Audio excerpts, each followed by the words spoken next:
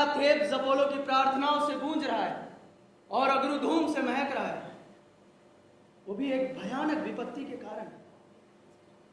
इसका बयान मैं तुम सब लोगों के मुंह से सुनना चाहता हूं।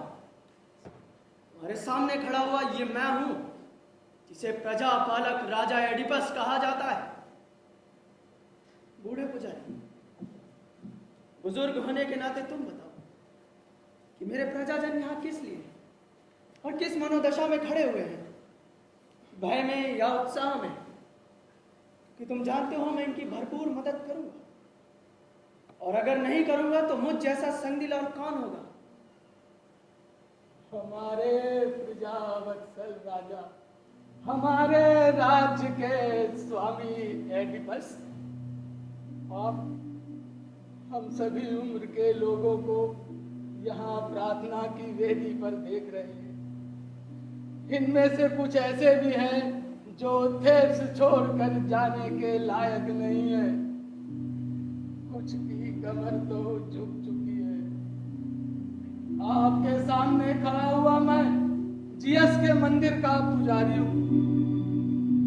थेब्स के सारे नागरिक बाजारों में, पाला के मंदिरों में और स्नेर की वेदियों पर प्रार्थना के लिए एकत्रित हो चुके हैं।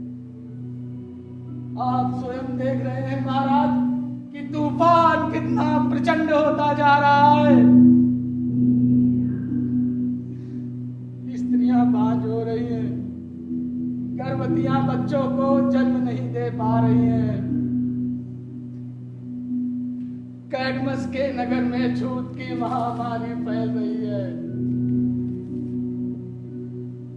कभी आप हमारे नगर में एक अजनबी की तरह आए थे और उस भयानक फिनिक्स की पहेली को सुलझाकर एक अवश्यंभावी मौत से हमारी रक्षा की। इसलिए हे महान शक्तिमान एडिपस, हमारी रक्षा करो, हमारी रक्षा करो, हमारी रक्षा करो। मेरे पुत्रों, मैं जानता हूं तुम सब मेरे पास क्यों आए हो। तुम सब एक भयानक विपत्ति के सताए हुए हो जिससे मैं भी कम पीड़ित नहीं।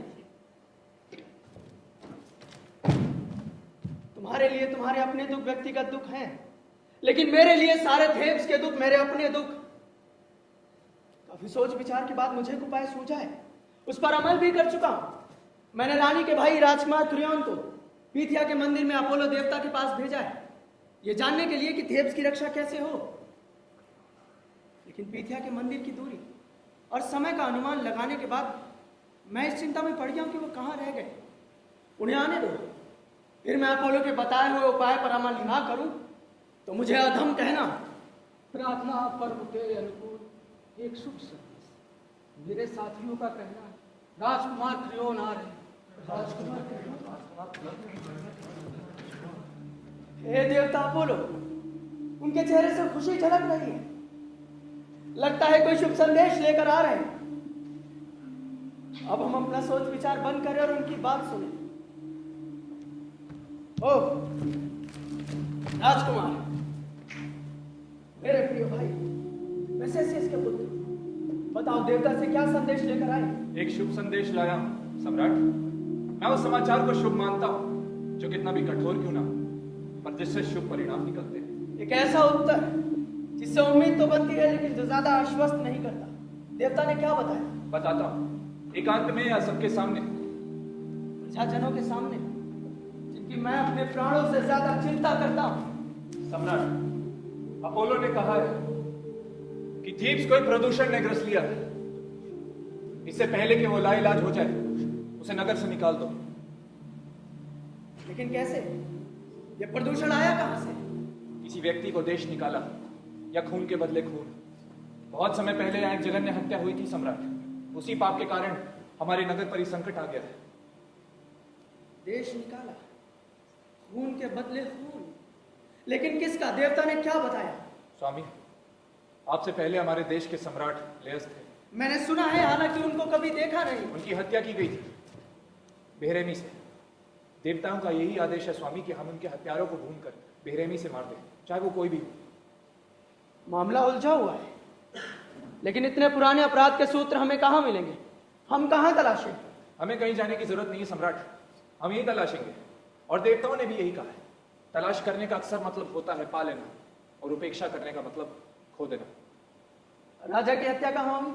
नगर में या देहात में? सड़क के बाहर। लेस एक मंदिर में पूजा के लिए अपने साथियों के साथ गए थे, पर वहां से कभी लौटे नहीं। उनका कोई साथी भी नहीं लौटा? कोई भी नहीं।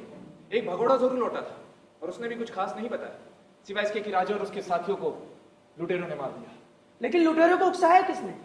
क्या थेब्स के किसी नागरिक ने? एक अफवाह तो ये भी थी, लेकिन इस पहेली को सुलझाने की कोशिश नहीं की गई। किसी ने भी कोशिश नहीं की? किसी ने भी नहीं। उसी वक्त स्फिंक्स ने आकर थीब्स में तबाही मचा दी, जिससे इस रहस्य पर पर्दा पड़ा रह गया। मैं उस घटना की छानबीन करूंगा। तुम्हारा और अपोलो का कहना सच है। मैं मृत राजा और थेब्स के नियमों के लिए लड़ूंगा, और अपने लिए भी, क्योंकि जो छिपे हाथ राजा लेस पर वार कर सकते हैं वो मुझ पर भी तो कर सकते हैं।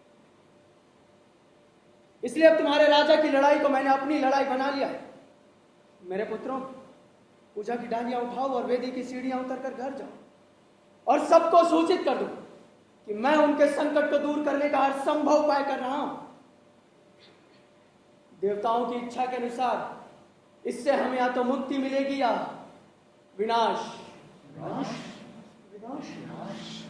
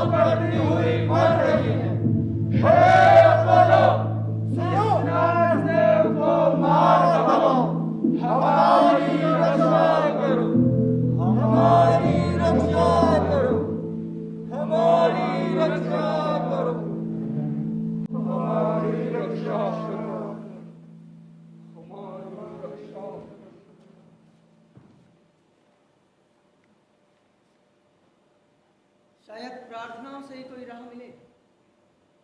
इसके लिए यह भी जरूरी है कि आप मेरे आदेश को ध्यान से सुने और इस रहस्य को सुलझाने में मेरी मदद करें। क्या आप लोगों में कोई ऐसा है जो जानता हो कि राजा लेस की हत्या किसने की? अगर जानता हो तो बताए। मैं उस व्यक्ति को जो अपराधी है उसे थेब से निष्कासित घोषित करता हूं, फिर चाहे वो व्यक्ति मेरे महल में हो, मेरी वेदी पर हो, या मैं खुद हूं, सबके लिए यही दंड होगा। और भविष्यवक्ता के देवता अपोलो का भी यही संदेश है। और देवताओं का आदेश ना भी होता तो भी एक राजपुरुष की हत्या की उपेक्षा नहीं होनी चाहिए। इसलिए आज मैं जो उनकी जगह राजा हूं और उनकी पत्नी का पति हूं, यह घोषित करता हूं कि राजा लेस के न्याय के लिए उसी तरह लड़ूंगा जैसे अपने पिता के न्याय के लिए लड़ता। मैं अपराधी को खोजने का हर संभव उपाय करूंगा। यदि मैं अपने कर्तव्य से डिगूं तो देवता इस देश की गति को रोक दे, थेब्स पर सर्वनाश ला दे। हे सम्राट, हम अपराधी को नहीं जानते। वे देवता अपोलो ही बता सकते हैं कि अपराधी कौन है।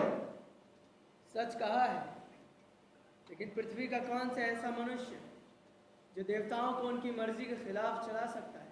हमारी राय में एक विकल्प है, आज्ञा हो तो कहें। एक क्या दो हो तो भी कहो, और जल्दी कहो।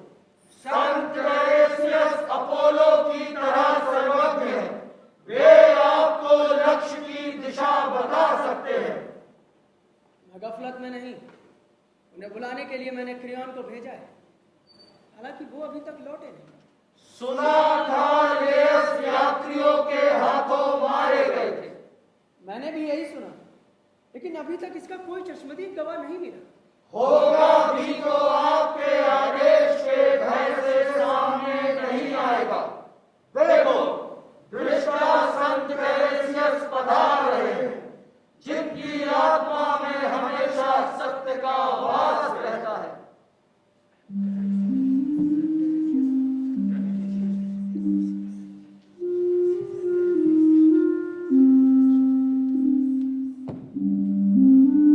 टेरेसियस, तुम पृथ्वी और अंतरिक्ष के संकेतों को पढ़ लेते हो, रहस्यों के पर्दों में छिपे सत्य को देख लेते हो, लेकिन आंखों से अंधे हो। क्या तुम अपने नगर के लिए, जिसके लिए हम राजा और प्रजाजन दोनों तुम्हारे प्रार्थी हैं, दर्द महसूस नहीं करते? अपोलो ने हमारे पास एक संदेश भेजा है कि इस सर्वनाश से बचने का एक ही उपाय है, लेयस के हत्यारों को निर्वासन या मृत्यु दंड। पक्षियों के संकेत और अपनी मांत्रिक शक्ति से बताओ कि वो अपराधी कौन है। राजा लेयस की हत्या से उपजे इस प्रदूषण से नगर को बचाओ। हमारा जीवन मरण तुम्हारे हाथ में है। ओह बेचारा मैं, जब कोई फायदा नहीं होता तो अपनी बुद्धिमानी पे अफसोस होता है। इतना सब जानता समझता भी इस पर अमल करता तो यहां कभी नहीं आता। ये क्या, तुम तो एकदम भूचाल की तरह आए। तो मुझे यहां से हटा दो, इसी में तुम्हारा और मेरा दोनों का भला होगा। क्या तुम हमारी मदद करने से इनकार करते हो? तुम्हारे शब्दों में थेब्स के लोगों के लिए कोई प्रेम या थेब्स के नियमों के लिए कोई सम्मान नहीं झलकता। तुझसा बुद्धिमान कोई नहीं है एडिपस, इसलिए उस बुराई को कोई नहीं सुनेगा जो सिर्फ मैं जानता हूं। इसलिए मैं तुम्हें कोई बुरी खबर नहीं दूंगा। तुम अपराधी को जानते हो लेकिन बताओगे नहीं। तुम हमें मूर्ख बनाने और थेब्स का सर्वनाश करने पर तुले हुए हो। मैं खुद को तुमसे अलग करके देखता हूं। तुम्हारे सवाल व्यर्थ है, मैं तुम्हें कोई जवाब नहीं दूंगा। मुझे एक राजा को जवाब नहीं दोगे, इसके लिए मैं तुम्हें खौलते कढ़ाई में बुलवा दूंगा, संगसार करवा दूंगा। या फिर भी हमें तुमसे निराशा और कठोरता के अलावा कुछ नहीं मिलेगा। तुम मेरी कठोरता की शिकायत करते हो, लेकिन अपने भाग्य की कठोरता को नहीं देख सकते। मैं वही देखना चाहता हूं, और जो भी देखूंगा उसे सार्वजनिक रूप से कह भी दूंगा।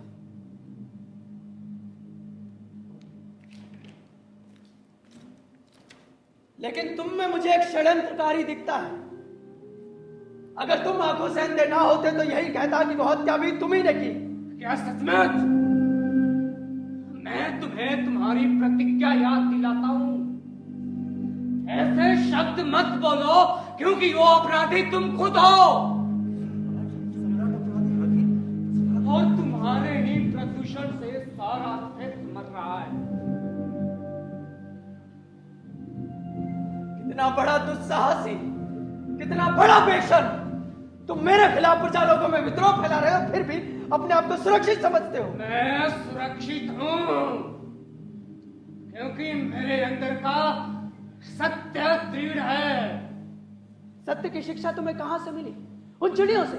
खुद तुमसे, लेकिन बताऊंगा नहीं। क्यों नहीं बताओगे? मैं साफ साफ जानना चाहता क्या हूं। मैं साफ साफ कह नहीं चुका? तुम मुझे चुनौती दे रहे हो एडिपस। मैं समझा नहीं, एक बार फिर से कहो।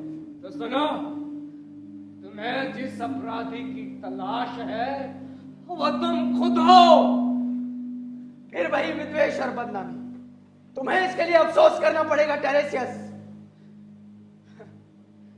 तुम्हारे भाग्य में दुख ही दुख है एडिपस। जल्दी मेरा मजाक तुम्हारा अपना मजाक बन जाएगा। तुम्हारे दिमाग में सिर्फ अंधकार है, वो भी रात जैसा काला और अज्ञान। तुम मुझ जैसों को जो दिन की रोशनी को देख सकते हैं क्या नुकसान पहुंचा सकते हैं? तुम्हारे दुर्भाग्य के नियंता अपोलो है, मैं नहीं। मैं तो बस उनका दूत हूं। क्रियोन, ये किस्सा उसने गढ़ा है या तुमने? तुम्हारे पतन का कारण क्रियोन नहीं, तुम खुद हो।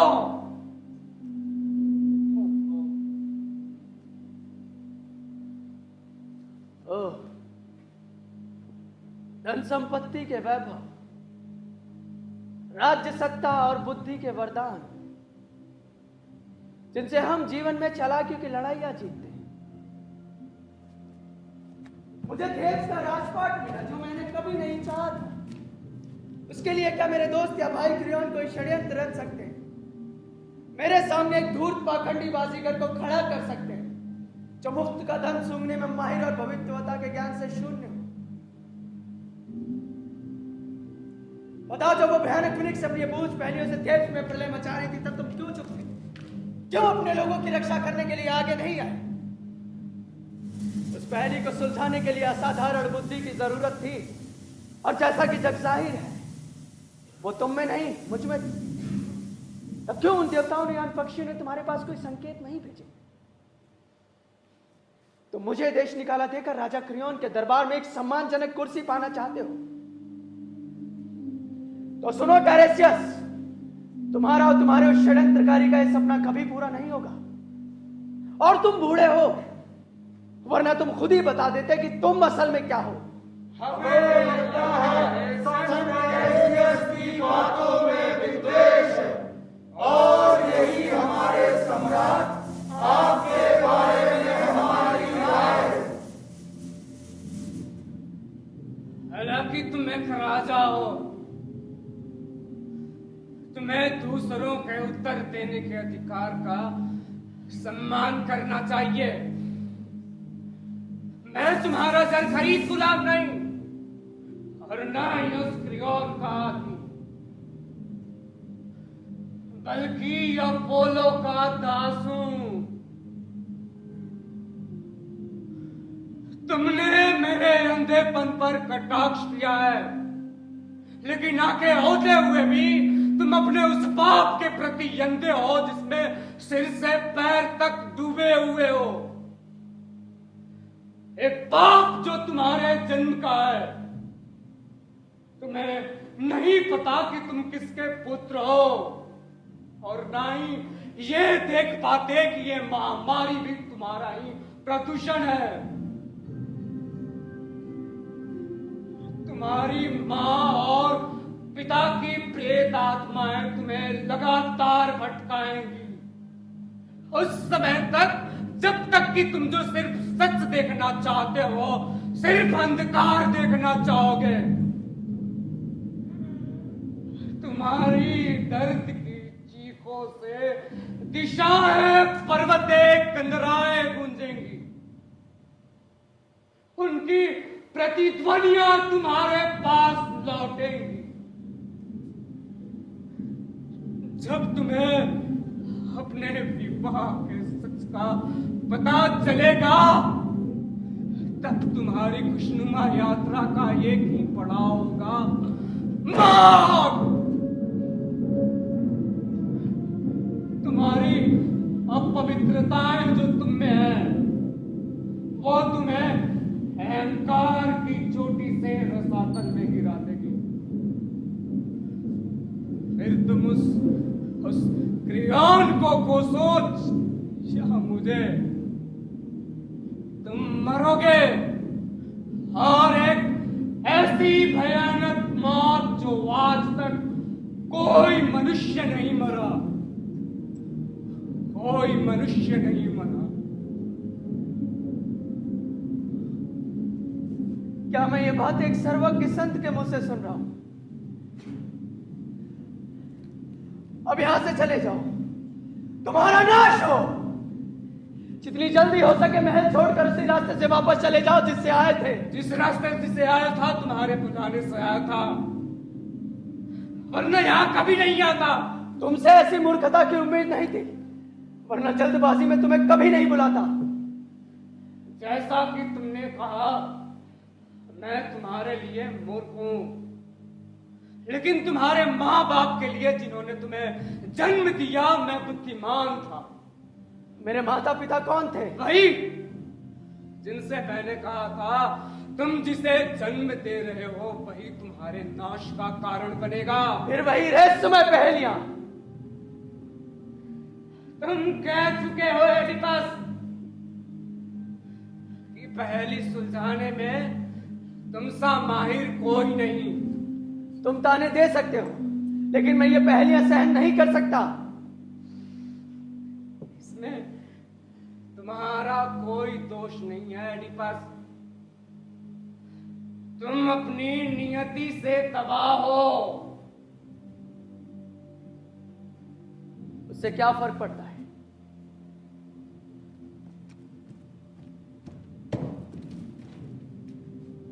अगर मैं थेब्स के लोगों की रक्षा कर सकूं तो मुझे किसी बात की चिंता नहीं।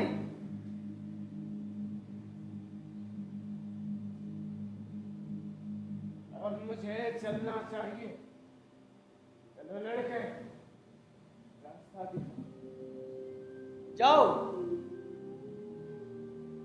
और फौरन यहां से चले जाओ, क्योंकि तुम हमारी कोशिशों में बाधा डालते हो।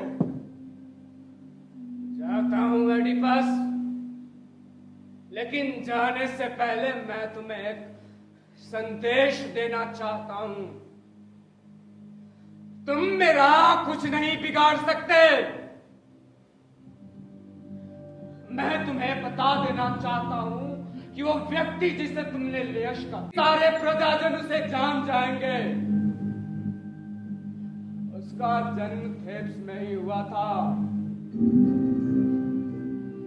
वो अपने ही पुत्रों का भाई और जिसकी कोख से जन्मा अपनी उस मां का पति है, और जिसकी सेज को दूषित किया अपने उस पिता का हत्यारा। अब महल में जाओ एडिपस और जाकर सोचो। अगर फिर भी तुम्हें लगे कि मैं झूठा हूं तो ये मान लेना कि मुझे अविद्यावता का कोई ज्ञान नहीं, कोई ज्ञान नहीं।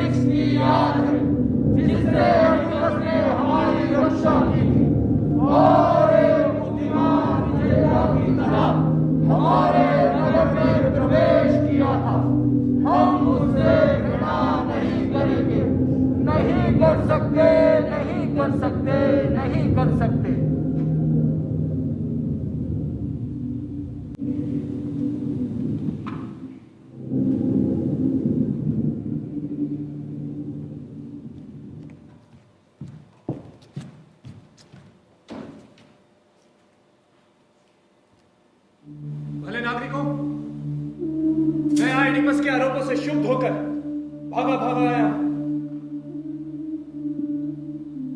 क्या उसे ये लगता है कि ऐसी भयानक विपत्ति में मैं अपने शब्द या कर्म से उसका कुछ अहित कर सकता हूं? ऐसे अपयश के बाद जीने का मुंह नहीं रहा। एक ऐसा भयंकर आरोप जिससे अब सब, मेरा देश, मेरा मित्र मुझे गद्दार समझेंगे। एडिपस का फैसला विवेकपूर्ण नहीं था। मानसिक तनाव की हालत में उनके मुंह से कुछ गलत शब्द निकल गए थे। क्या कहा उन्होंने? यही कि मैंने एक संत को उनके आगे एक झूठा किस्सा सुनाने को तैयार किया। ऐसे शब्द बोले गए थे, पता नहीं क्यों। तो क्या जब राजा मेरे खिलाफ ऐसे शब्द बोल रहे थे तो उनका दिमाग असंतुलित था? आंखों के भाव में कोई बदलाव था? हम नहीं जानते। हमारे स्वामी क्या करते हैं हम नहीं देखते। लोग सम्राट एडिपस खुद सही समय पर आ गए। सम्राट, मेरे प्यारे भाई, प्यारे दोस्त, क्या इतना दुस्साहस है तुम में कि जिसे मारकर उसका सिंहासन छीनना चाहो उसी के घर जाओ? बताओ ये षड्यंत्र तुमने कब रचा? तुमने मुझे मूर्ख और कायर कैसे समझ लिया? तुम्हें लगा कि मैं तुम्हारे षड्यंत्र को समझ नहीं सकता, समझ सकता हूं तो उसे रोक नहीं सकता। तुमने बिना किसी धन बल या बिना किसी मित्र बल के कितना बड़ा दुस्साहस कर डाला। एडिपस, चुनौती देता हूं मैं तुम्हें कि जिस तरह मैंने तुम्हारी बात सुनी अब तुम भी मेरी सुनोगे, और जब पूरी हो जाएगी तब फैसला करोगे। तुम सच का नाटक करने में माहिर हो और सीखने में मंद। तुम मेरी आस्तीन के सांप निकले। मुझे बोलने का मौका दोगे मित्र? इस विषय में कुछ मत कहना कि तुम झूठे नहीं हो। अंतहीन तर्कहीनता को सच समझते हो तो अलग बात है। अगर तुम समझते हो कि तुम अपने सगे के साथ विश्वासघात करके बच निकलोगे तो यह तुम्हारा पागलपन है करियन। सही है, पर इतना तो बताओ कि मैंने तुम्हारा क्या हित किया? क्या तुम्हें उस संत को बुलाने की सलाह नहीं दी थी? हाँ दी थी, और मेरे ख्याल से सही दी थी।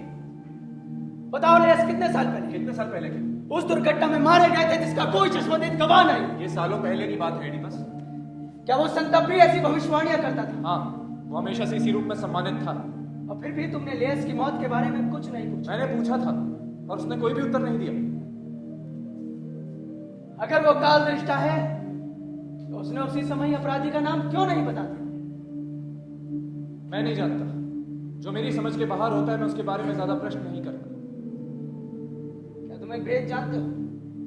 समझदार बनो और स्वीकार करो। अगर मैं जानता होता तो स्वीकार भी करता। सम्राट, बताओ, जब तुम उससे मिलने गए थे तब क्या उसने लेस की मौत के बारे में या मेरे इतिहास के बारे में कोई संकेत किया था? तुम्हारे इतिहास के बारे में क्या उसे इसकी जानकारी भी है? तुम बेहतर समझ सकते हो। अब मैं भी तुमसे कुछ प्रश्न पूछना चाहता हूं। पूछ लो, लेकिन तुम मुझे किसी भी तरह से अपराधी सिद्ध नहीं कर सकते। सबसे पहले ये कि मेरी बहन तुम्हारी ब्याहता पत्नी है या नहीं? हाँ है, इससे कौन इनकार करेगा? तुम्हारे राज्य और गौरव की सहस्वामिनी। हाँ, और इसी से सिद्ध होता है कि तुम एक कपटी दोस्त हो। कपटी नहीं मित्र, मुझे मेरे तर्कों से समझो। सोचो, जो चैन की नींद सोता और साथ में राजसी रौबदाब भी रखता, ऐसे में कौन नादान राजा बनना चाहेगा? एक ऐसा राजा जो हर वक्त आशंकाओं की संगीनों के नीचे रहता हो, मेरे जैसा व्यक्ति नहीं। हाँ, मैं राजा की तरह रहना पसंद करता हूं, पर राजा बनना नहीं। और वैसे भी तुम्हारे राजा होते हुए मुझे सारे राजसी सुख उपलब्ध हैं।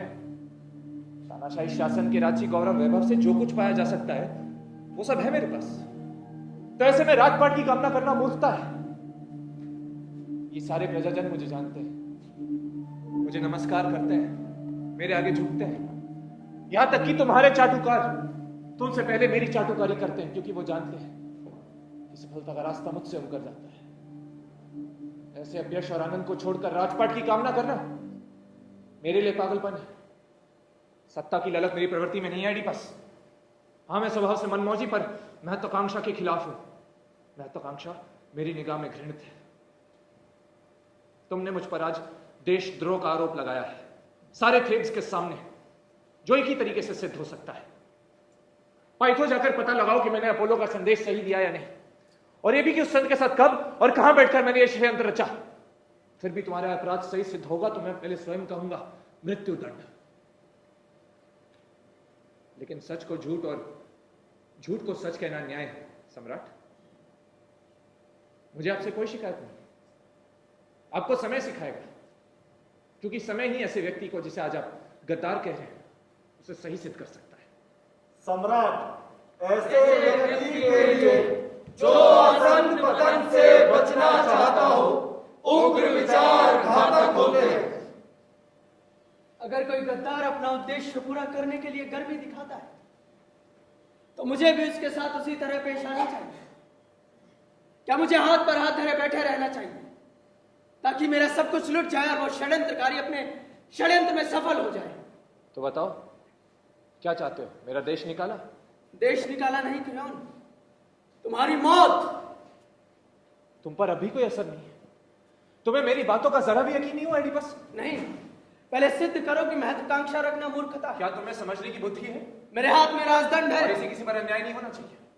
तुम्हारा मतलब तुम पर जो इस कदर झूठा। हमारी अकल पे पर्दा पड़ गया सम्राट। फिर भी मैं एक राजा की तरह पेश आऊंगा। एक अन्यायी राजा एक निर्दयी राजा से खराब होता है थीब्स वासियों। थेब्स मेरा है और मैं यहाँ का राजा हूँ। उसी तरह जैसे मेरा, हम दोनों एक थीब्स के नागरिक हैं। शांत राजपुरुषों शांत। रानी जोकास्टा आ रही है, अपना विवाद उनके सामने रखें। ये कैसी नादानी है? ये गाली गलौज किस लिए? वहां थेब्स मर रहा है और यहाँ आपसी रंजिशें निकाली जा रही हैं। बहन, तुम्हारे पति मेरे खिलाफ एक घातक अधिकार चाहते हैं। मेरा देश निकाला है मेरी मौत। हाँ, ये मेरा फैसला है क्योंकि मैंने पाया कि मेरे खिलाफ षड्यंत्र कर रहा था। झूठ कह रहे हैं आप सम्राट। मैं इसी वक्त देवताओं की सौगंध खाता हूं, नष्ट करना बोलो मुझे अगर आपका यह अपराध सही सिद्ध हो तो। विश्वास करो, इनका विश्वास करो एडिपस। मेरे अनुरोध और अपने मित्रों की प्रार्थना पर ध्यान दो। कुछ नहीं तो इस पवित्र सौगंध का विश्वास करो। हे सम्राट, हम प्रार्थना करते हैं कि हठ छोड़ो और बुद्धि से काम लो। आखिर मैं कितना झुकूं? जिसका अपराध सिद्ध ना हुआ हो उसे दंड मत दो, खास तौर से तब जब वो अपोलो की सौगंध उठा चुका हो। क्या तुम लोग जानते हो कि तुम लोग क्या मांग रहे हो? हम जानते हैं। जानते हो तो कहो। अपने आजमाए हुए दोस्त को कलंकित मत करो। किसी धोखे में मत रहना। तुम लोगों की प्रार्थना का मतलब है मेरे लिए देश निकाला या मेरी मौत? कभी नहीं। देवों के राजा सूर्य की सौगंध, अगर ऐसा कोई ख्याल हमारे दिलों में हो तो हम नास्तिक की मौत मरें। क्रियोन को छोड़ दो और मैं शरण खाऊं। निर्वासित कर दिया जाऊं या मारा जाऊं। इसकी सौगंध और तुम लोगों की प्रार्थना ने मुझे हिला दिया है। अब ये कहीं भी रहना, मुझे इससे घृणा होगी। तुमने हट छोड़ दी, मगर तुम्हारे दिल में अभी भी नफरत है। क्रोध गुजर गया मगर दिल अभी भी वैसे का वैसा है, कठोर। ऐसे लोग अपने जीवन में बहुत कष्ट उठाते हैं एडिपस। मैं जा रहा हूं, मगर इतना जान लो कि तुम में ना तो बुद्धि है और ना ही दया। लेकिन मेरे प्रजाजन मुझे जानते हैं और ये मेरा विश्वास भी करते हैं। आज्ञा दीजिए सम्राट।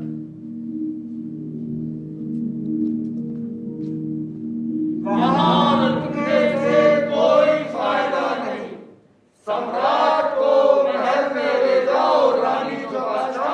पहले बताओ कि यहाँ पे हुआ क्या था? कुछ ऐसे शब्द बोले गए थे जो संभावना की ओर इशारा करते हैं, जिसका कोई औचित्य नहीं। अब शब्द दोनों ओर से बोले गए। हाँ, दोनों बताने से कोई फायदा नहीं।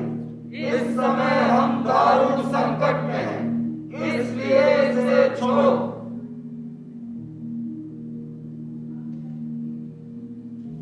देखे तुम किस नतीजे पर पहुंचती हो। मेरी प्रार्थना है एडिपस, मुझे इस पूरे झगड़े का कारण जानने दो। बताता हूँ, क्योंकि तुम मेरे लिए महत्वपूर्ण हो। कहो मेरे स्वामी, वो आरोप जिससे ये पूरा झगड़ा शुरू हुआ, साफ साफ कहो। उसका कहना था कि मैं ही लेस का हत्यारा हूँ। किसी सबूत या जानकारी के आधार पर? अपने षड्यंत्र के आधार पर। वो अपने झूठ को छिपाने के लिए एक संत को ले आया जो भविष्यवाणियां करता है। भविष्यवाणियों की बातें छोड़ो एडिपस, मैं अपने अनुभव से जानती हूँ कि इसमें कुछ भी नहीं होता।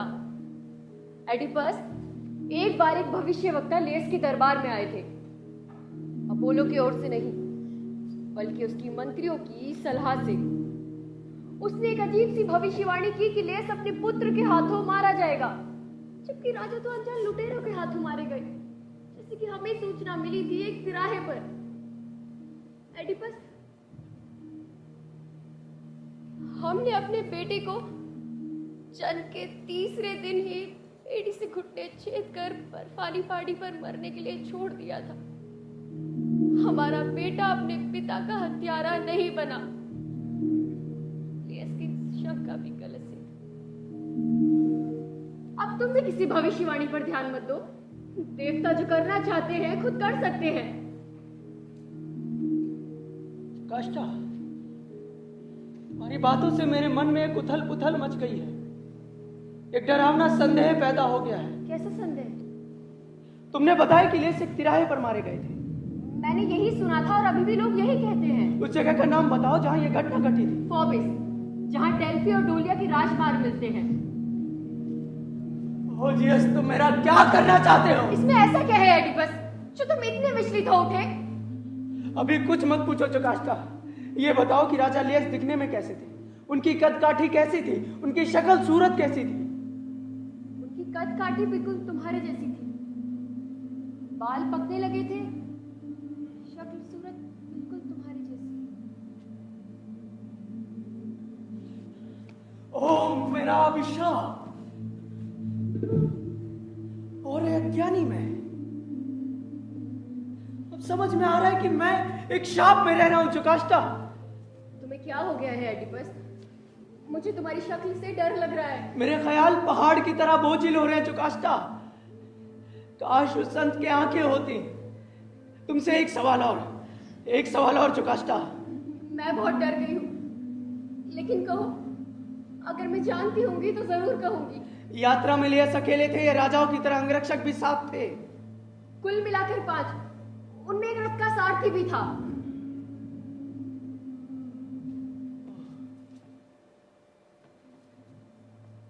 सब कुछ साफ, एकदम निरावरत, एकदम नंगा। बताओ जोकास्टा, ये समाचार तुम्हें किसने दिया था? एक दास ने जो किसी तरह बच निकला। वो कहाँ है? हमारे महल में? यहाँ नहीं एडिपस। लेस की मौत पर आया तो तुम्हें राजसिंहासन पे बैठा देख बोला उसे कहीं दूर चारागाह में भेज दूं। मैंने भेज दिया। उसे यहाँ बुलाओ जोकास्टा, जल्दी। बुलाना कोई मुश्किल नहीं, लेकिन तुम उसका करोगे क्या?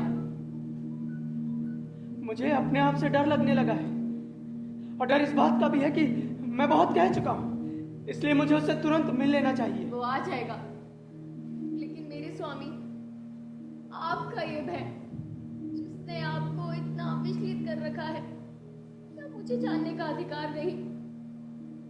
क्यों नहीं?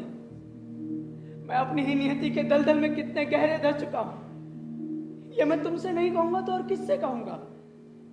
मेरे पिता कोरिंथ के राजा पोलिबस हैं, माँ मेरो एक ओरियन राजकुमारी। मैं कोरिंथ में एक राजकुमार की तरह रहता था। तभी एक विचित्र घटना घटी जिसने मुझे अंदर से भयभीत कर दिया। एक भोज में शराब के नशे में एक आदमी ने मुझे हरामी कह दिया। मुझे बहुत क्रोध आया। मैं अपनी तकलीफ के साथ सारा दिन अपने कमरे में बंद पड़ा रहा। फिर मैंने अपने माता पिता से अपने जन्म के बारे में सवाल पूछने शुरू कर दिए, जिस बात पर पिताजी उस व्यक्ति पर बहुत बिगड़े, जिससे मैं तो संतुष्ट हो गया, लेकिन फिर भी न जाने क्यों ये अफवाहें फैलने लगी। फिर मैं एक दिन चुपचाप अपोलो के मंदिर में पाइट हो गया, अपने जन्म के रहस्य के बारे में जानने के लिए। लेकिन अपोलो ने मेरे जन्म के बारे में तो कुछ भी नहीं कहा, बल्कि एक भयानक भविष्यवाणी कर दी। मैं अपने पिता को मारकर अपनी मां का अंतशाही बनूंगा, जिसे सुनकर मैं तुरंत वहां से भागा। नक्षत्रों की दिशा पहचानता हुआ कोरिन्थ की विपरीत दिशा में जंगल की ओर चल पड़ा। चलते चलते मैं उस तिराहे पर जा पहुंचा जहां तुम्हारे राजा मारे गए थे। उस तिराहे पर मुझे 3 अंगरक्षक मिले, जिन्होंने मुझे बेरहमी से एक और ठेल दिया। रथ पर बैठे हुए एक अपरिचित अधेड़ जो मेरे पास से गुजरने का इंतजार कर रहा था, अपने 2 फंसे भाले से मेरा सिर छेदना चाहा, जिसकी उसे 2 गुनी कीमत चुकानी पड़ी। मैंने अपने भाले के प्रहार से उस पर वार किया, जिससे वो रथ से उड़कर जमीन पर गिर पड़ा। मैंने एक को छोड़कर सबको मार दिया, सबको। और अब अगर किसी तरह से वो अपरिचित और लेसे की आदमी सिद्ध होते हैं, तो इस संसार में मुझसे अभागा कोई नहीं, मुझसे अभागा कोई नहीं। मैं उसे जल्द बुलाती हूँ एडिपस। अब तुम महल में चलो, तुम्हारे भय दूर करने के लिए मैं कुछ भी करूँ। उसे यहाँ बुलाओ जुकास्टा, महल जल्दी में चलो एडिपस, उसे यहाँ बुलाओ। महल में चलो।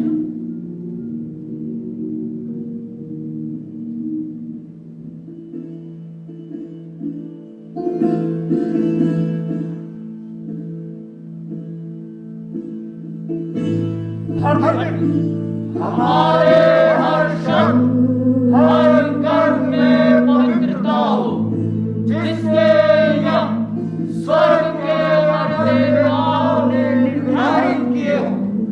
जहाँ कोई प्राण नहीं, इस अपराध को अदम्य मत जाने दो, नहीं तो नष्ट होगी पवित्रता मनुष्य के हाथों से, नष्ट होगा अस्तित्व मनुष्य का भी, बंद होगी अपोलो की रचनाएं, मृत्यु होगा धन, मृत्यु होगा धन, मृत्यु होगा धन।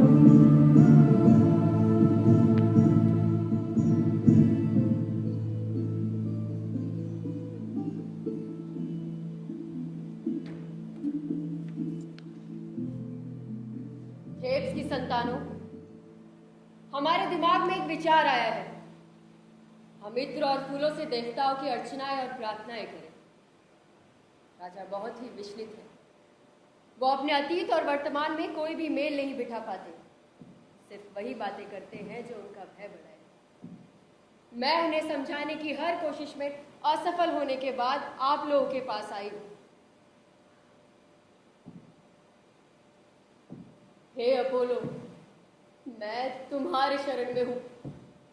तुम सर्वत्र व्याप्त हो। हमारी भेंटें और प्रार्थनाएं स्वीकार करो। हमारे रहनुमा राजा एडिपस भय से विक्षिप्त हो चुके हैं।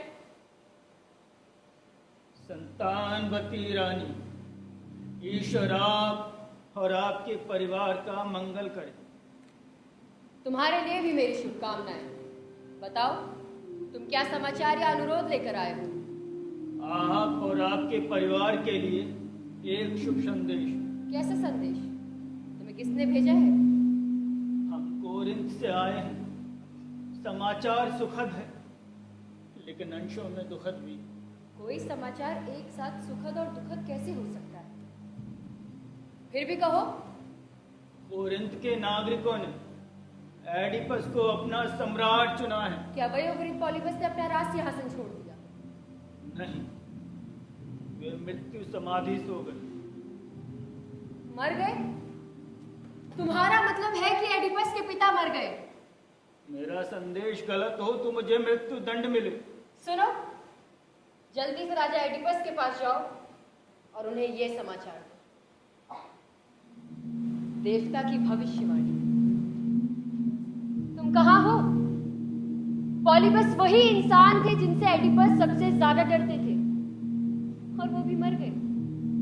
एडिपस के हाथों नहीं, भाग्य के हाथों। बताओ जुकास्टा, मुझे किस लिए बुलाया? एडिपस, इस कोरिन्थ से हर कार्य की बात सुनो और देवता की भविष्यवाणी पर पुनर्विचार करो। क्या कहता है ये आदमी? तुम्हारे लिए कोरिन्थ से संदेश लाया है। तुम्हारे पिता पॉलीबस चल बसे। षड्यंत्र षड्यंत्र का शिकार होकर या किसी रोग से? जराजीर्णता के रोग से। जराजीर्णता के रोग से जुकाष्टा, जराजीर्णता के रोग से। डेल्फी की भविष्यवाणियों पर या आकाश में उड़ते इन पक्षियों पर कौन विश्वास करेगा?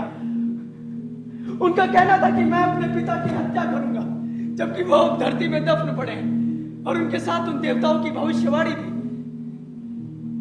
जबकि मैं यही हूं। मैंने कोई हथियार नहीं छुआ जुकाष्टा, मैंने कोई हथियार नहीं छुआ, मैंने कोई हथियार नहीं छुआ जुकाष्टा। लेकिन रुको, मेरे लिए ये शोक का अवसर भी है। झूठी भविष्यवाणियां मैंने पहले ही कहा था। हाँ, लेकिन मेरे बहन ने मुझे भ्रमित कर दिया। भय छोड़ो एडिपस, इसके बारे में सोचो ही मत। नहीं, क्या मुझे अभी अपनी माँ की सेहत से नहीं डरना चाहिए? उससे क्या होगा एडिपस? मनुष्य का सब कुछ नियति के अधीन है, ईश्वर या ज्योतिष के नहीं। इसलिए मौज के साथ हल्के फुल्के ढंग से जियो। क्या तुम्हें अभी भी डर है कि तुम अपनी माँ से विवाह करोगे? एडिपस, कई लोग तरह तरह के बुरे सपने देखते हैं, ठीक उसी तरह तुम। लेकिन मौज की जिंदगी सिर्फ वही जी पाते हैं जिनके सामने कोई नैतिक असमंजस नहीं। अगर माँ जीवित ना होती जुकाष्टा तो तुम्हारी बात सच होती, लेकिन माँ है, इसलिए मुझे अब भी डरना चाहिए। कम से कम तुम्हारे पिता की मौत एक बहुत बड़ी उम्मीद है। हाँ, लेकिन मेरी माँ अभी भी जीवित है, जिससे मैं अब भी भयभीत हूँ। ओलिबस की विधवा रानी मेरो। आप दोनों को रानी मेरोब से क्या भय है? एक देवता की भयानक भविष्यवाणी। क्या मुझे बता सकते हैं या देवता ने बताने से मना किया? तुम सुन सकते हो। अपोलो ने कहा है कि मैं अपने पिता को मारकर अपनी माँ का अंकशाही बनूंगा, और इसी वजह से तो मैं कोरिन से दूर भागता रहा। क्या इसीलिए कोरिन से भागे थे?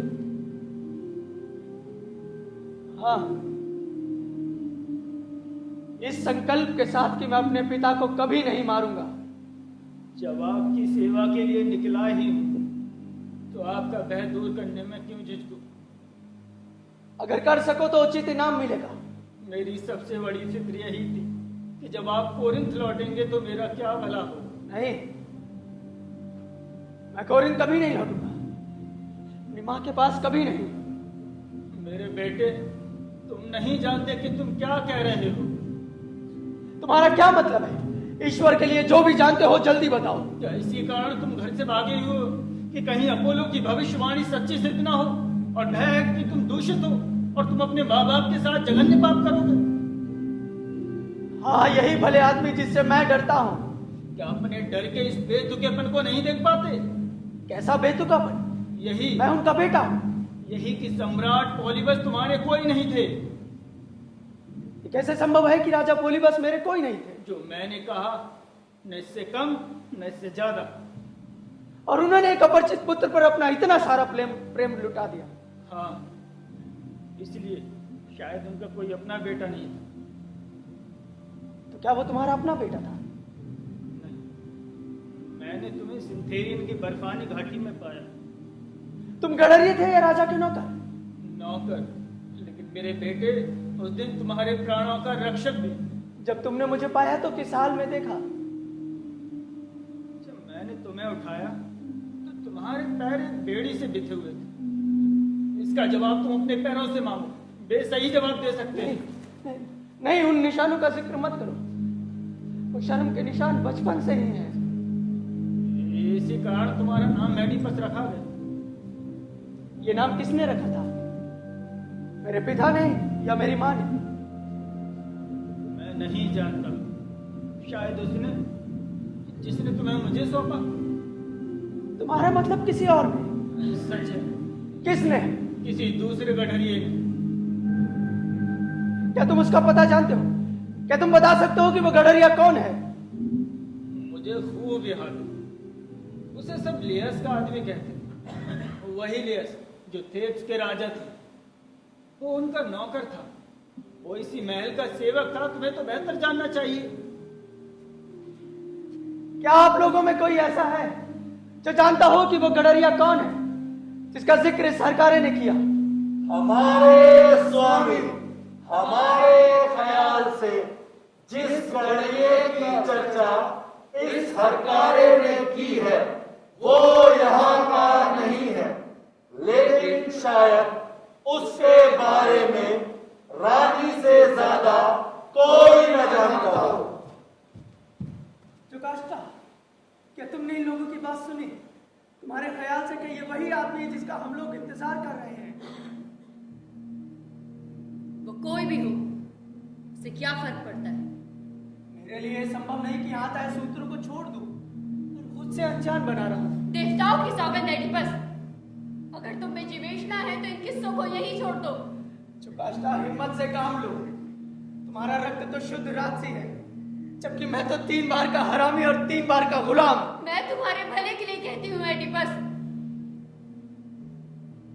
मैं अपने सच को जानने का अधिकार नहीं छोड़ सकता। मैं तुम्हारे भले के लिए कहती हूँ एडिपस, इन किस्सों को यही छोड़ दो। और ये मेरा भला कितना रहस्यमय होता जा रहा है। काश तुम कुछ भी ना जानते। कोई जाकर उस गडरिया को ले आओ, रानी का दर्द बरकरार रहे। ओ जगन्य, तब मैं तुम्हें यही कहकर पुकार सकती हूँ, क्योंकि इससे बुरा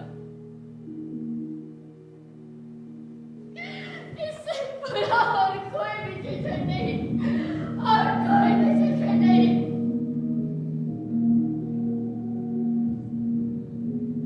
होनी जो भी हो जाए, फिर चाहे वो कितना भी हीन क्यों ना हो। स्त्री होने के नाते रानी में दर्प है, इसलिए मुझे वो अपना बेटा स्वीकारती हुई मुझसे इनकार नहीं कर सकती। मैं अपने जन से जो भी हूं, जैसा भी हूं, मैं उससे कभी इनकार नहीं करूंगा।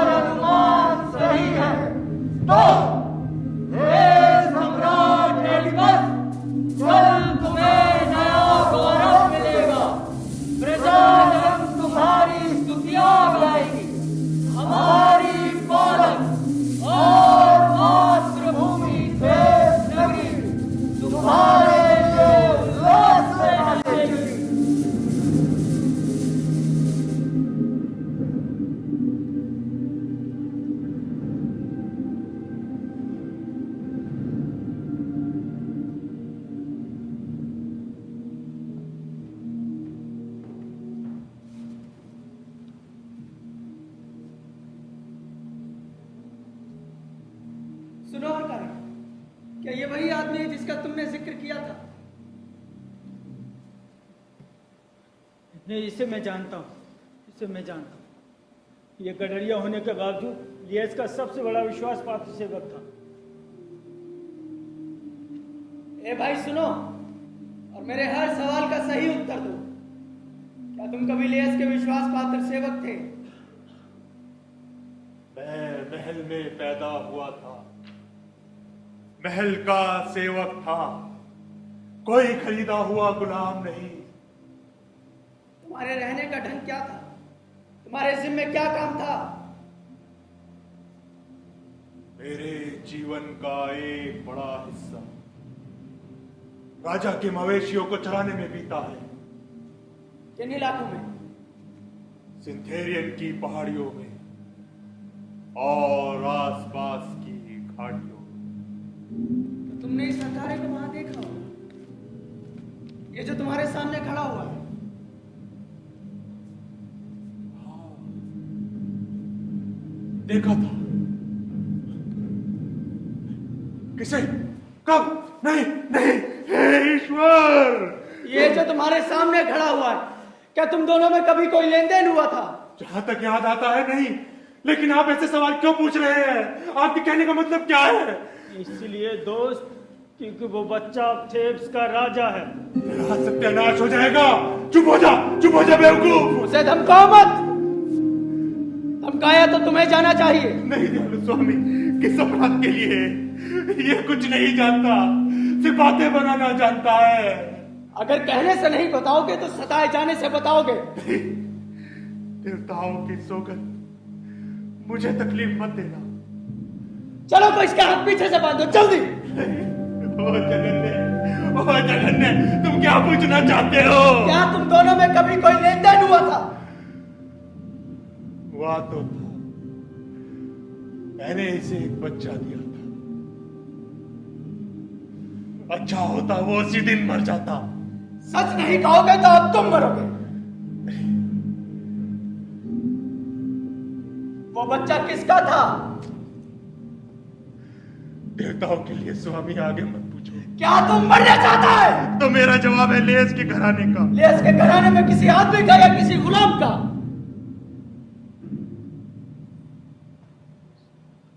बात वहीं पहुंच गई जिससे मैं डरता था।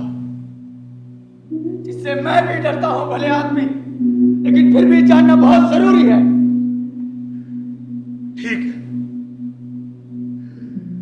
मुझे बताया गया था कि यह बच्चा लेस का है, लेकिन फिर भी शायद रानी जोकास्टा इसका सही से जवाब दे सकती है। बच्चा जोकास्टा ने दिया था? हाँ, उन्होंने ही। किस लिए? मुझे आज्ञा हुई थी कि इस बच्चे को मार दिया जाए।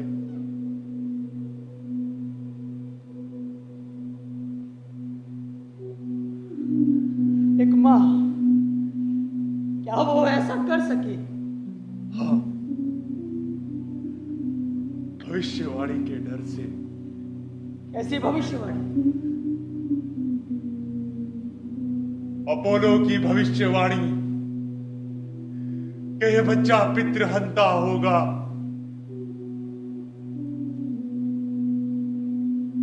और उसके बावजूद वो बच्चा तुमने इस बूढ़े को सौंप दिया।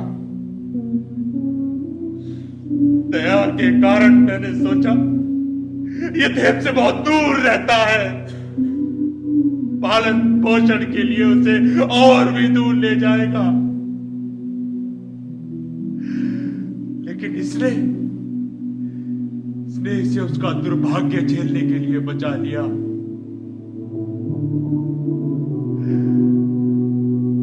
अगर ये कहता है कि वो बच्चा तुम हो, तो इस संसार में तुम सा अभागा कोई नहीं।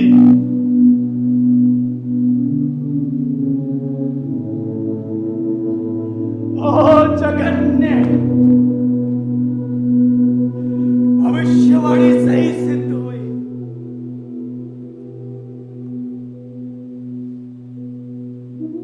ओ प्रकाश,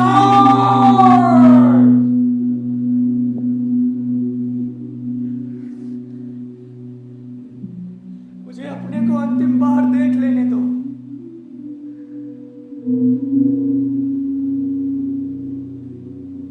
मैं शर्म में जन्मा, शर्म में विवाहित और शर्म में अपने पिता का हत्यारा, शर्म में अपने पिता का हत्यारा। सम्राट, एक दुखद समाचार है। हमारी रानी जोकास्टा अब हमारे बीच नहीं। उन्होंने आत्महत्या कर ली। कैसे किसी ने नहीं देखा, फिर भी उनके दुखद अंत के बारे में जो जानकारी है वो आपको बताता हूं। शोक से पागल हुई रानी महल के सारे द्वार पार करके अपने कक्ष की ओर भागी और अपने सिर के बाल नोचती हुई अपने कक्ष के दरवाजे बंद करने लगी। फिर समाधि में दफन अपने पति लेयस को पुकार कर कहा कि उसने उसकी कोख में अपने बीज को नहीं, अपनी मौत को रोपा था और उसी कोख से अन्य संतानों को जन्म देने के लिए अपने पुत्र को छोड़ दिया था। अपने दोहरे विवाह पर फूट फूट कर शोक किया, कि कैसे वो बारी बारी अपने पति, अपने पुत्र की अंशायनी बनी और फिर अपने पुत्र के पुत्रों की मां। इसके बाद किसी को नहीं मालूम कि वो कैसे मरी।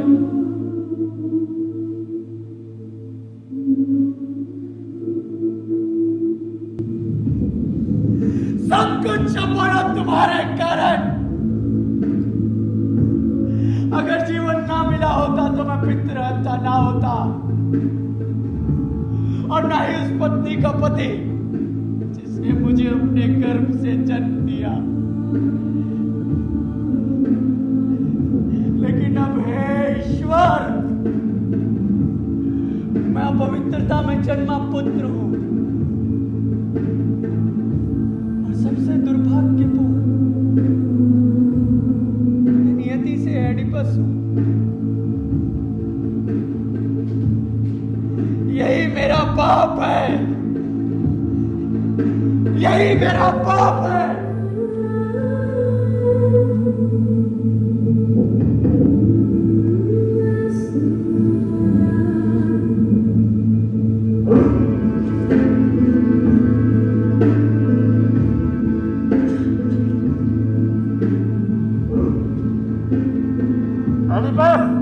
तुमने उस सच को देख लिया जो नहीं देखना चाहिए था, और वो नहीं देखा जो देखना चाहिए था। तुमने उस सच को देख लिया जो नहीं देखना चाहिए था, और वो नहीं देखा जो देखना चाहिए था। तुमने उस सच को देख लिया जो नहीं देखना चाहिए था, और वो नहीं देखा जो देखना चाहिए था। तुमने उस सच को देख लिया जो नहीं देखना चाहिए था, और वो नहीं देखा जो देखना चाहिए था।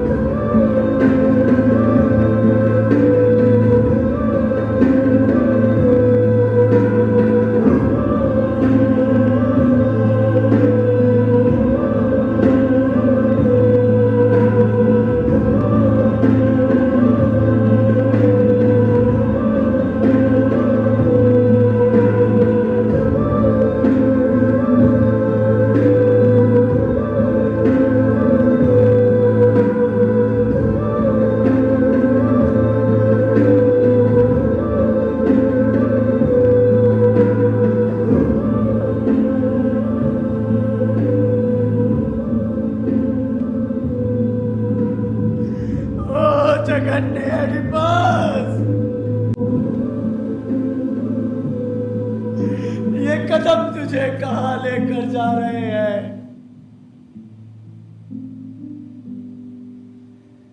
मेरे जीवन के अभिशाप, मेरी महत्वाकांक्षा ने मुझे किस मुकाम पर पहुंचा दिया।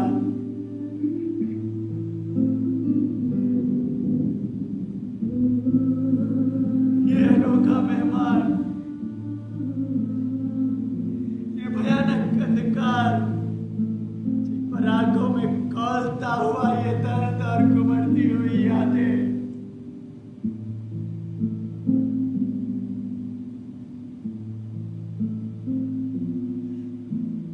देश के लोगों,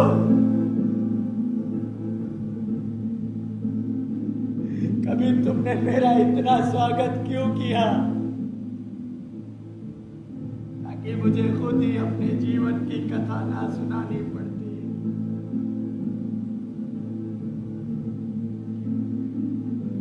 ओ परिवार, ओ कोरिन, ओ मेरे पिता के राजमहल,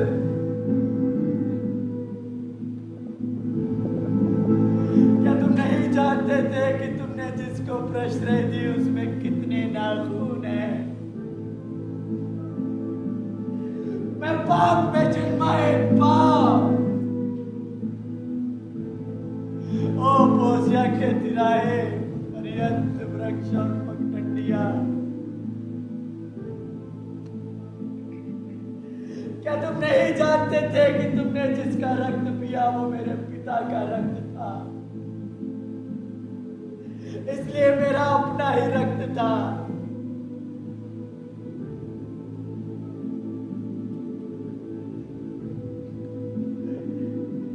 उस वाक से जिसको मैंने कलंकित किया,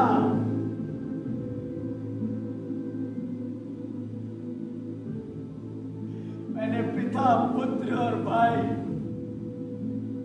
महादुल्हन और अंगशाइनी को एक ही स्त्री में साकार कर दिया।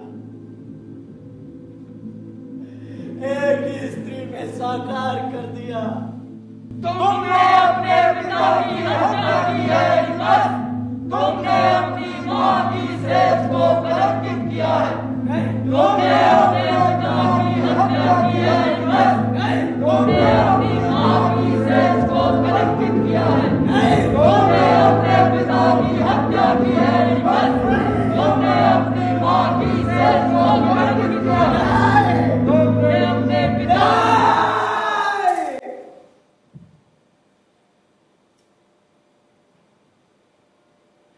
अब मैं देव से दूर, बहुत दूर देश निकाले का दंड भोगना चाहता हूँ। तुम्हारी प्रार्थना सुनकर राजकुमार प्रयोग आए हैं। वे तुम्हारी प्रार्थना सुनेंगे और तुम्हें सही सलाह देंगे। तुम्हारी जगह अब वही हमारे सम्राट हैं।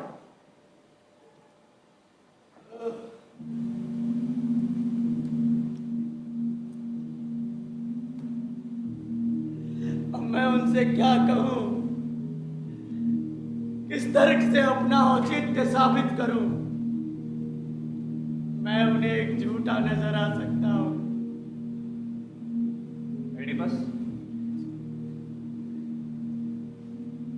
मैं तुम्हें ताने देने या तुम्हारा उपहास करने नहीं आया हूं।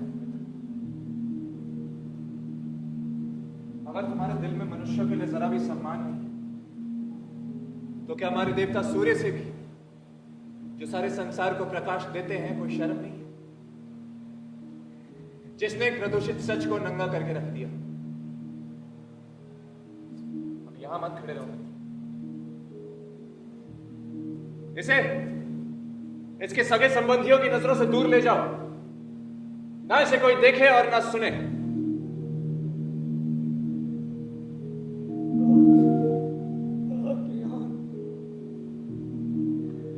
मेरे ख्यालों के विपरीत एक उदार आदमी निकली,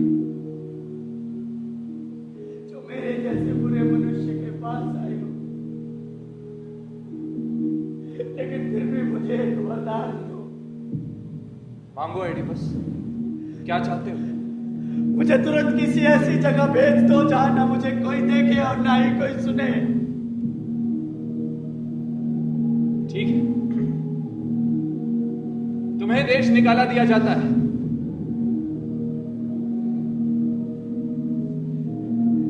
ठीक है क्रियोन, मैं अब देश निकाले का दंड भोगूंगा। लेकिन मैं ये जिम्मेदारी तुम्हें सौंपता हूं क्रियोन, कि जो काष्ठा की अंत्येष्टि उसी तरह करना जैसे तुम चाहते हो, क्योंकि वो तुम्हारी बहन थी। मुझे पूरा भरोसा है कि मैं मरूंगा नहीं, क्योंकि जिस अभिशाप को भोगने के लिए मैं अब तक जीवित रहा, आगे भी जीवित रहूंगा। लेकिन बच्चों के लिए क्रियोन, मैं अपने बेटों के लिए नहीं कहता। वे पुरुष हैं, लेकिन मेरी प्राण प्यारी बेटियों की चिंता जरूर करना क्रियोन। मेरी प्राण प्यारी बेटियों की चिंता जरूर करना क्रियोन। मेरी प्राण प्यारी बेटियों की चिंता जरूर करना।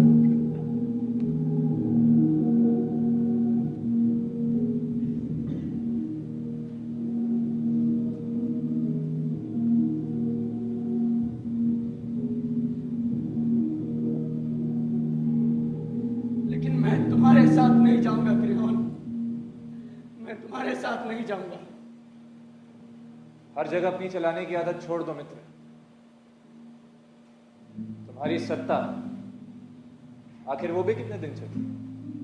तुम्हारी सत्ता आखिर वो भी कितने दिन चली। तुम्हारी सत्ता आखिर वो भी कितने दिन चली। देश के नागरिकों, कभी ये सम्राट एडिपस था, अत्यंत शक्तिशाली थेब्स नगर का, जिसने अपनी असाधारण बुद्धि से एक अबूझ पहेली सुलझाकर राज्य सत्ता, वैभव और रानी को प्राप्त किया था। उस घड़ी तक संसार का सबसे बड़ा सौभाग्यशाली फिर दुर्भाग्य के दुर्दार चक्रवात का शिकार, मरणशील होने के नाते इसकी शोकांतिका पर चिंतन करो। किसी भी व्यक्ति को जब तक उसका अंत न हो, त्रासदी से परे मत मानो, त्रासदी से परे मत मानो, त्रासदी से परे मत मानो।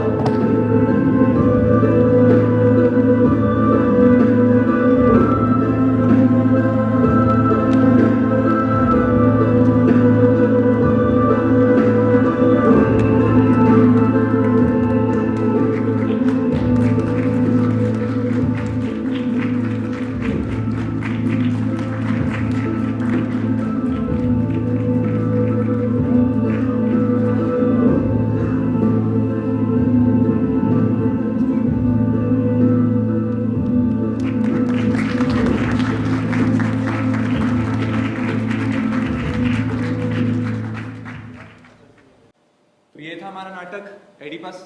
इस नाटक के डायरेक्टर को बुलाना चाहूंगा, सुनील चौहान जी, आ जाइए।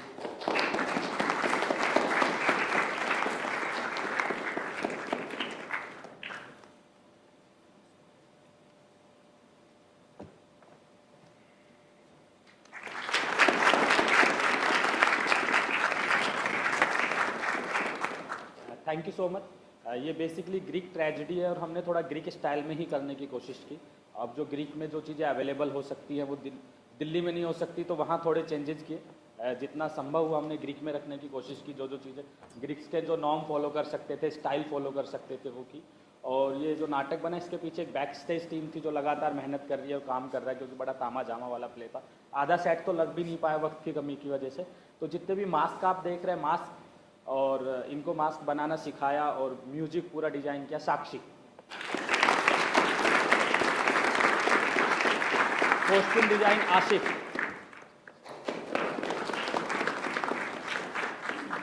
मेकअप पे नेहा और साक्षी। बैक स्टेज आशीष, वो मेकअप रूम में आशीष, कार्तिक, सुजल, जितने भी लोग बैक स्टेज में सब लोग आ गए। एक्टर अपना मास्क हटा के इंट्रोडक्शन दे। अली मोहम्मद, सचिन कुमार, प्रेम सिंह, नकुल मित्तल, सागर गुप्ता, अभ्युदय मिश्रा, प्रदीप कुमार, मृदुल कुमार, देवांश, टेकचंद, मनीषा शर्मा, अकरम खान, करण कश्यप।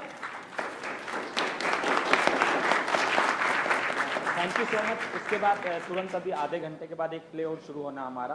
प्ले का नाम है तारतुफ। आप कॉमेडी प्ले है, आप लोग जरूर आइए। Thank you so much.